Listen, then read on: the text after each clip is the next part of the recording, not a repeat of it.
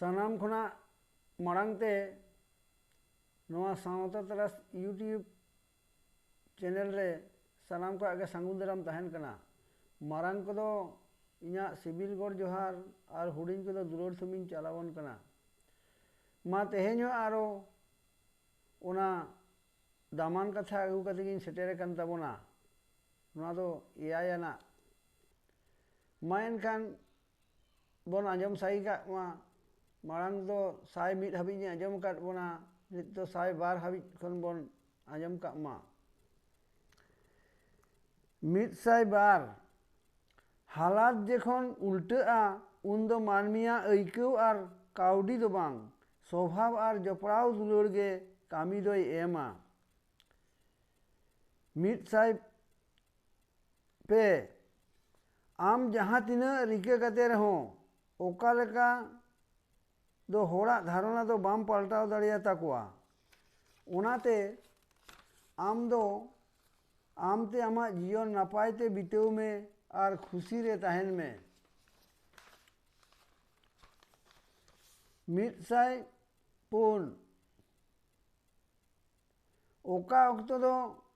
लांदा कते बागी हटो आमाय नोआ जीवी ओका अक्तो दो राते बांग दो सुख गे मेना बांग दो दुख गे मेना जहाँ रेगे नेल में आधा जिरेव रेगे बागी अदाय आमा दुलड़ सजाव दोहो कताम मिट साई मोड़े अथौड़ी हजार गोटांग कथा आंजम खन दो जुदी आमा कथाते जीवन सुधरोआ ताहले खान ओनागे सरेसा मिट साई तुरुई मेदा बांग ताहेलेन खान मेद रेना चेहरा हो बांग ताहे कोआ दुख बांग ताहेलेन खान सुख रेना गनोंग हो बांग ताहे कोआ मिट साई एआई दुख दो जहाँ तीस सानाम होड़ा जीवन रे हिजुग गया और दुख रेगे असली हिम्मत रेना परीक्षा दो हुयुआ मिट साई इरल जहाँ होड़ा कथा बाड़िज एम मने का खान बार लेका उइहर भावनाय में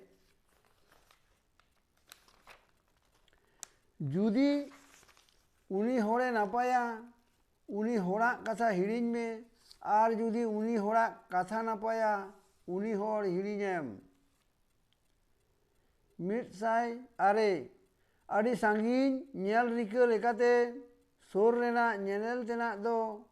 आम धारेते पारम चलाव गदोआ आयुब साड़ाकान बहा हो बाय बाडाया गापा दो ओका मंदिर रे चलाआ से ओका शोशान घाट रे चलाआ मिट साई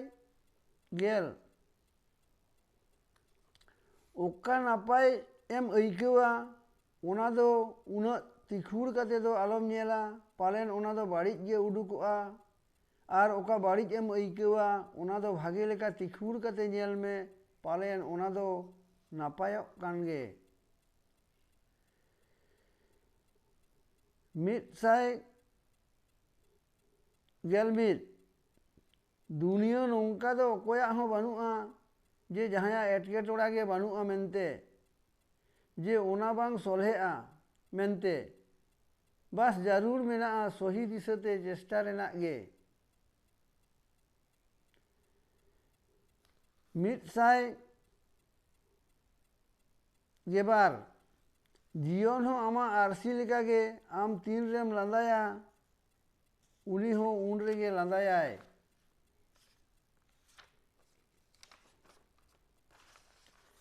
मिट साई पे मिट साई गेल पे एड़े हो तीना आजीबा आम लई लेखान नापाय ऐकआ आमेम लई लेखान नापाय ऐकआ और एटा हड़ को लई लेखान गे एदरे बुझा मिट साई गेपुन सेवा सरहाव दो झतो हड़ गे एमा कम आस दो अकोय ठेन हो आलम दोहया चेदा से सेवा सरहाव रेना गनंग दो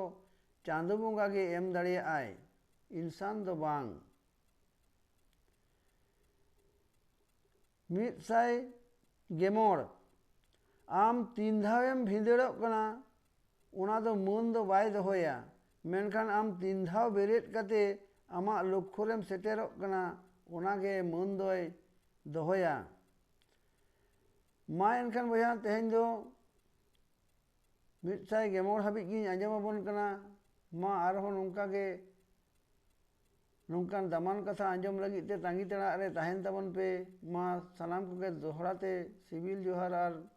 दुलड़ थमिन चालात बना